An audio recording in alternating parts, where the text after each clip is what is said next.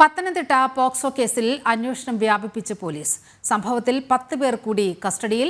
കൂടുതൽ അറസ്റ്റ് ഇന്നുണ്ടായേക്കും. പെൺകുട്ടിയെ പീഡിപ്പിച്ചവരിൽ പരിശീലകരും ഉൾപ്പെടുന്നു. 62 പേരുടെ വിവരങ്ങൾ പെൺകുട്ടി നൽകിയെന്ന് CWC ചെയർമാൻ അഡ്വക്കേറ്റ് രാജീവ് പറഞ്ഞു. വീടുമായി അടുപ്പമുള്ള ആളുകളാണ് ആദ്യം പീഡിപ്പിച്ചത്. 42 പേരുടെ ഫോൺ നമ്പറുകൾ പെൺകുട്ടി അച്ഛന്റെ ഫോണിൽ സേവ് ചെയ്തിരുന്നുവെന്ന് CWC ചെയർമാൻ പറഞ്ഞു. ഇതിൽ 6 പേർ ഇതിനോടകം അറസ്റ്റിലായിട്ടുണ്ട്. സന്നദ്ധ സംഘടനയുമായിട്ടാണ് കുട്ടി ആദ്യമായിട്ട് ഈ വിഷയത്തെ അല്ല അതിനൊരു തുറന്നു പറച്ചിലിന് അവസരം ഉണ്ടാക്കി തരണം എന്നുള്ള എനിക്ക് ആവശ്യപ്പെടുന്നത്. അപ്പോൾ അവരാണ് അതിൻ്റെ പ്രവർത്തകരാണ് എന്നെ കോൺടാക്ട് ചെയ്യുന്നതും അതിൻ്റെ അടിസ്ഥാനത്തിൽ കുട്ടിയെ അമ്മയും കൂടി സ്ഥാപനത്തിലേക്ക് വിളിച്ചു വരുത്തുന്നതും ആ സ്ഥാപനം ഞാൻ CWC വരുന്നതും ആ CWC വന്നതിൻ്റെ അടിസ്ഥാനത്തിൽ കുട്ടിയെ ഒറ്റയ്ക്ക് ചോദിക്കുന്നു. അപ്പോഴാണ് ഈ 64 പേരോളം ഉൾപ്പെട്ട ഒരു വിഷയം എന്നുള്ളത് എനിക്കുള്ള ഒരു വലിപ്പം ഈ വിഷയത്തിന് ബോധ്യപ്പെടുന്നത്, അല്ലെങ്കിൽ അതിൻ്റെ സീരിയസ്നെസ് ബോധ്യപ്പെടുന്നത്. കുട്ടിക്കുള്ള പല സ്ഥലങ്ങളിലെ പല ആളുകൾ ഏതാണ്ട് 64ഓളം പേരെന്നുള്ള എനിക്കാണ് ഞങ്ങളോട് പറഞ്ഞത്.